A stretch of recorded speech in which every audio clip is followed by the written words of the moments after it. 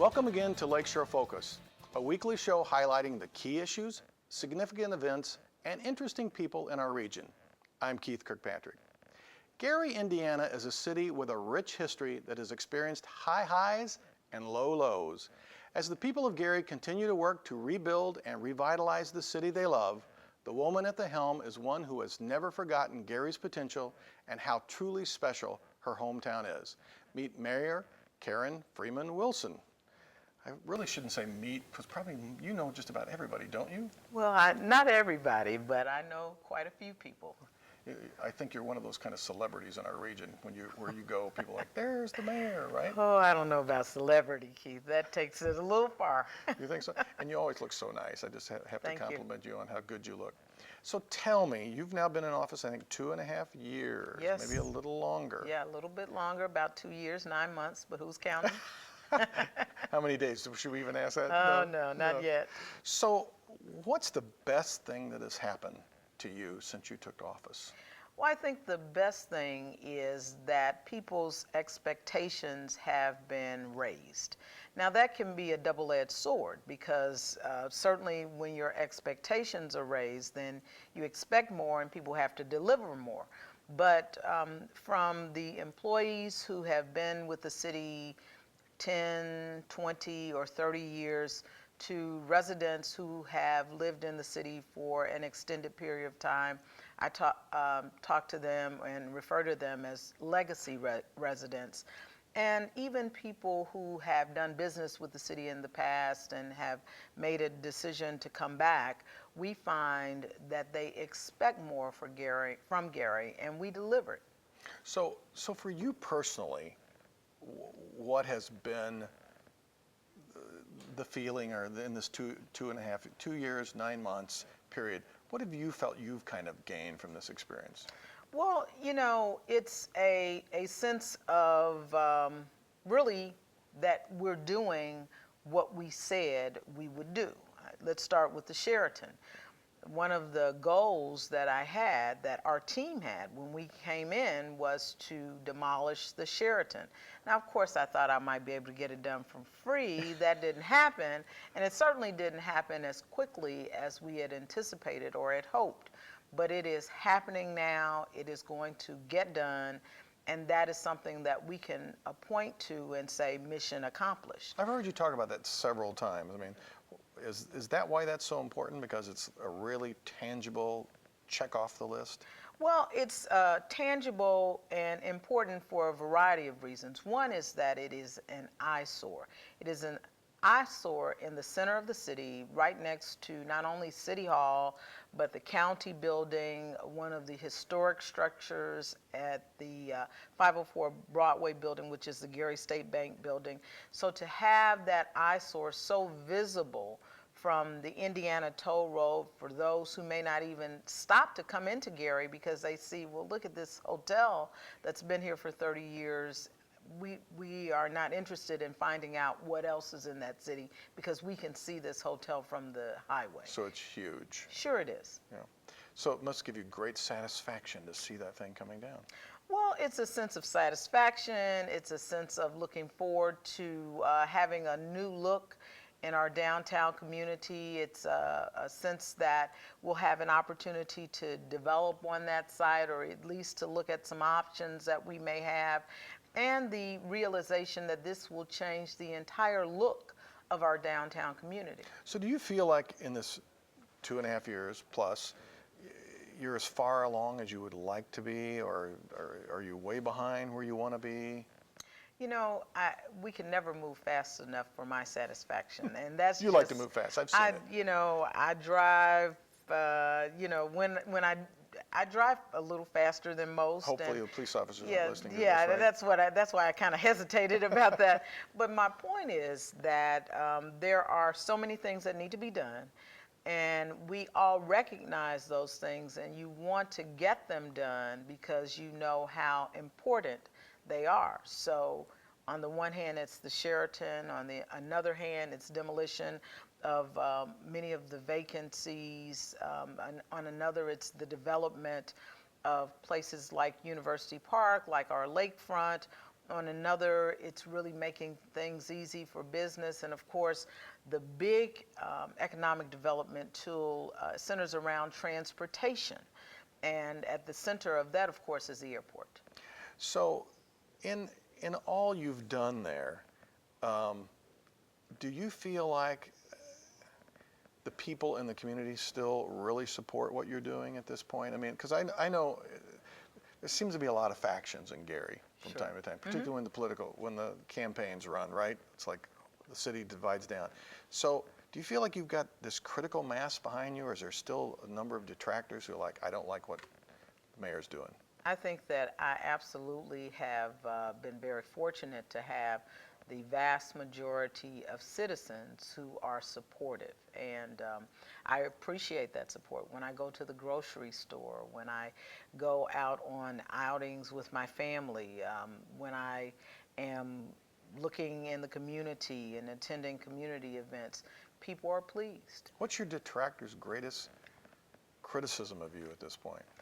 Well, you know, I think that it was very unusual for us to come in with with a team that it was totally new to government. And most of the people that came in as department heads in our administration, I'd say probably 75% of those individuals were new to certainly Gary city government and new to government in many ways. And people are accustomed to seeing the people who are there, who they are accustomed to seeing.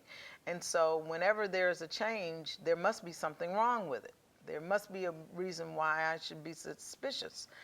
And so early on, that was one of the criticisms. We've had to pay more because many of our department heads have come out of private industry. My theory about that is that because of the difficulty and the complexity of the challenges that we have as a community, you want folks who have experience solving hard problems. You got to pay for talent. And so you pay for it, and that's not something that has necessarily happened before in the community. So that was also a source of consternation, has been.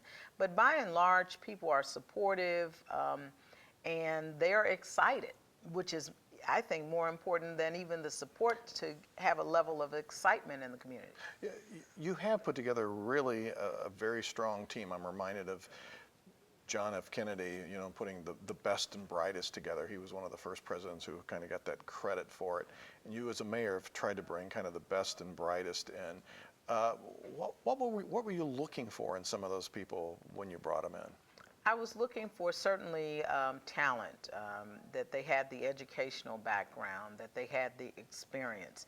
But I was also looking for them to have a similar love for the city of Gary as I do. And I was able to find that because by and large, most of our department heads are Gary natives. They were educated in the Gary public school system. They've lived in the city for an extended period of time and have a commitment to the city that certainly rivals mine. So they have roots back in Absolutely. the community.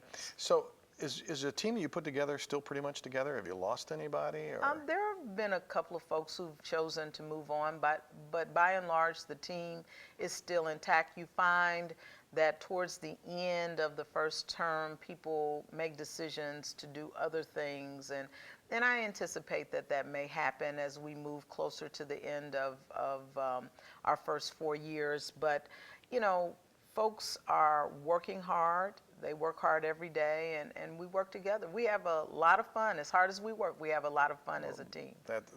That's got to be very important. So what are the 2 or 3 really kind of critical strategic things that you think need to happen to Gary in the next couple of years? Well, I think that we have to absolutely get a handle and become very fluid in our economic development. And we've certainly identified areas, and we've gotten our Economic Development Corporation moving, our Department of Commerce, but it has to really flow. And so that's one of the things that we're working the job thing, on right now. And business being there. Yes, the creation of jobs to ensure that people are trained and ready to take on new jobs, and to make sure that as people come into the community, they understand how important it is to hire local residents. One of the things that I always say is I can create any number of businesses that result in any number of jobs, but unless those jobs go to Gary residents or a significant number, then I haven't helped the city because I don't have anybody to buy the homes there. I don't have anyone to shop at the stores that are located there, and we continue to stagnate. Well, some people would make that criticism and say, well, wait a second, you know, if you're encouraging people to hire people from Gary, and if they're not really qualified for those jobs, then isn't that kind of a deterrent? Well, I would say that those people assume incorrectly. And because immediately when people say that, they say, oh, well, they have to be qualified. Well, inherent in that statement is that they must not be qualified.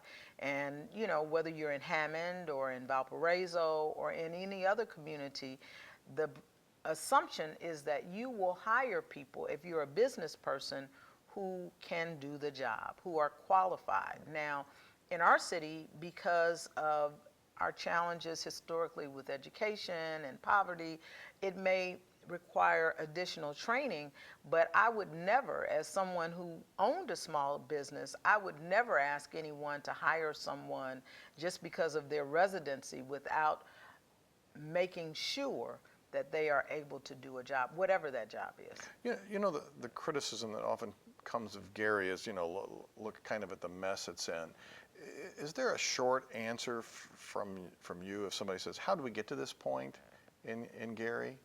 Well, there really is no short answer. It's a complex answer. There were a number of factors. Certainly the demise of the steel industry as we knew it as a region. You went from having 25,000 people employed by U.S. Steel to having only 4,500 people employed by U.S. Steel in Gary. So you have all of the resulting impact of, or the resulting effect of that change, because not only did you have U.S. Steel, but you had National Can, you had American Bridge, you had the Bud plant, all of those places that were heavily dependent on steel and that had the steel industry to count as one of their largest customers. Most of those companies closed, and so people were forced to abandon homes, abandon long-term residences to simply look for employment in other communities, and as a result, you get the abandonment, and as a result of the abandonment, you get the crime, and as a result of the abandonment, you have a drop in the number of young people that go to school. And so you have an increase in the poverty rate when you don't have a job, when you can't support your family. So all of those things happened at the same time, that there was a general movement away as a community or as urban America from the inner city. And so people were moving to shop in shopping malls. They were really moving away from downtown areas. And all of that hit Gary at the same time. Right. So you've kind of got this big economic shift. I mean, that's one piece. Sure. The other piece is the kind of suburbanization of America and that sprawling kind of thing we've done. I would probably add a third one, and I always say this about, you know, just generally what we don't see is housing stock after about 50 years or so.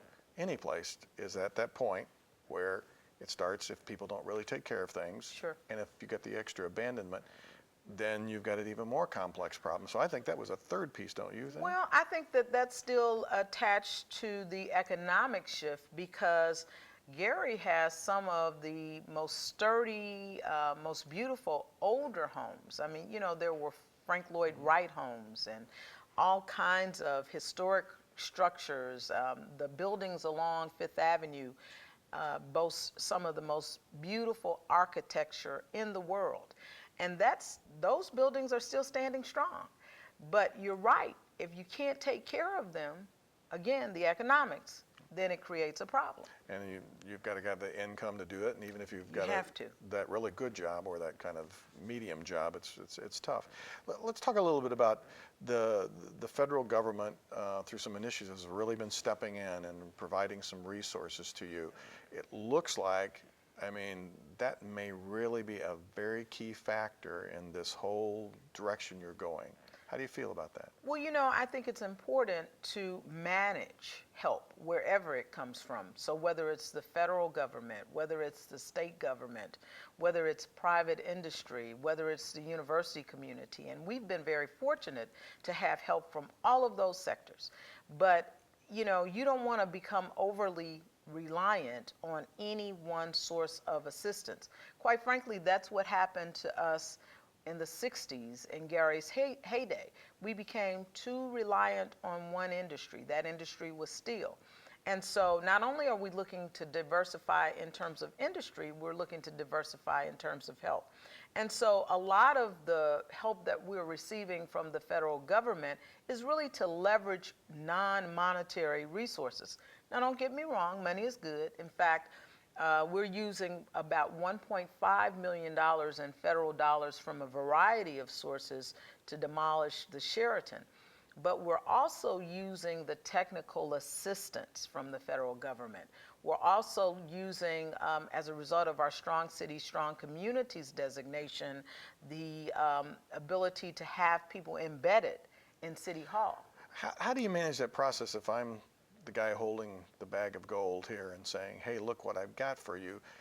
How do you manage to not let me come in and say, but for this bag of gold, you've got to do all these kind of things? Well, what you do and what we've done is really talk about what our plan is. This is our plan, this is our vision. So often, if you don't have a plan or vision, people will say, well, this is going to be your plan and this should be your vision.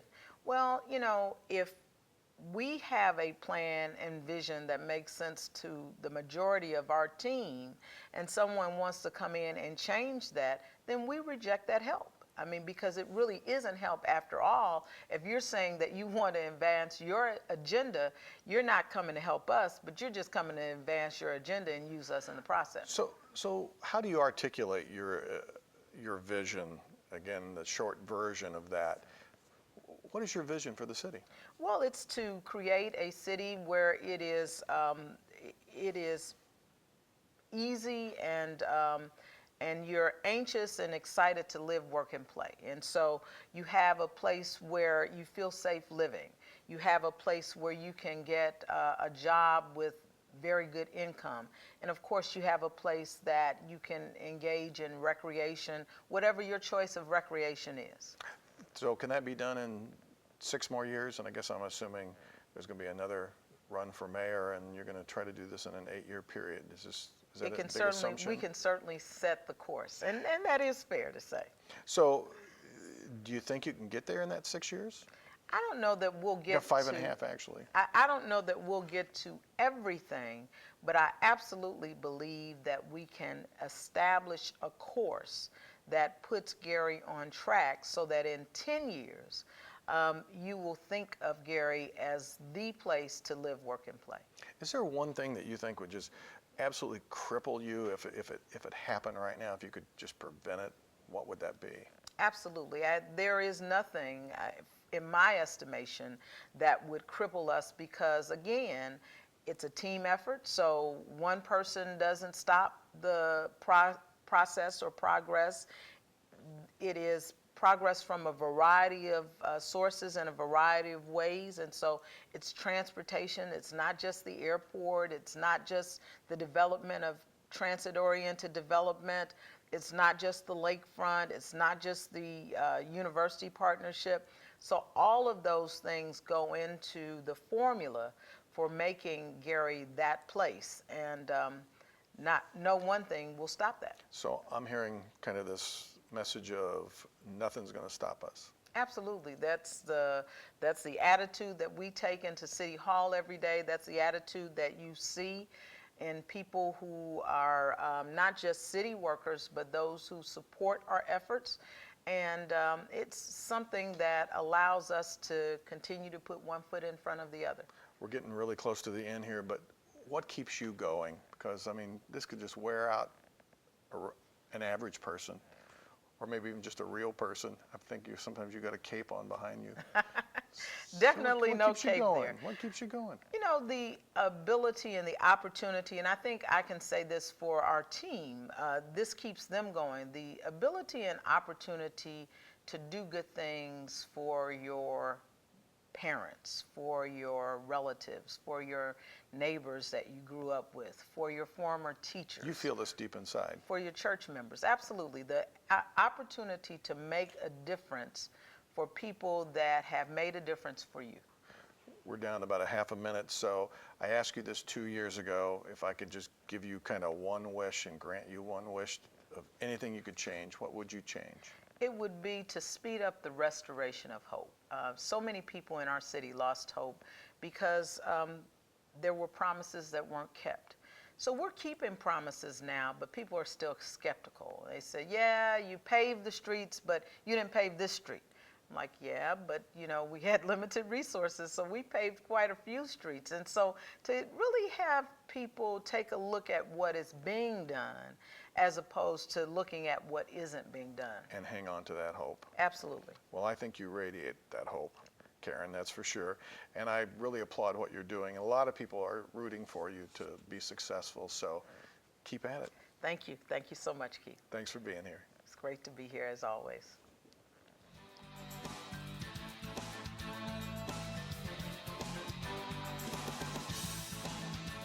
There are two strong perspectives on Gary, Indiana, and they are polar opposites. You may hear, Gary has fallen apart, crime is rampant, nothing good happens there, it's a total loss, what a waste.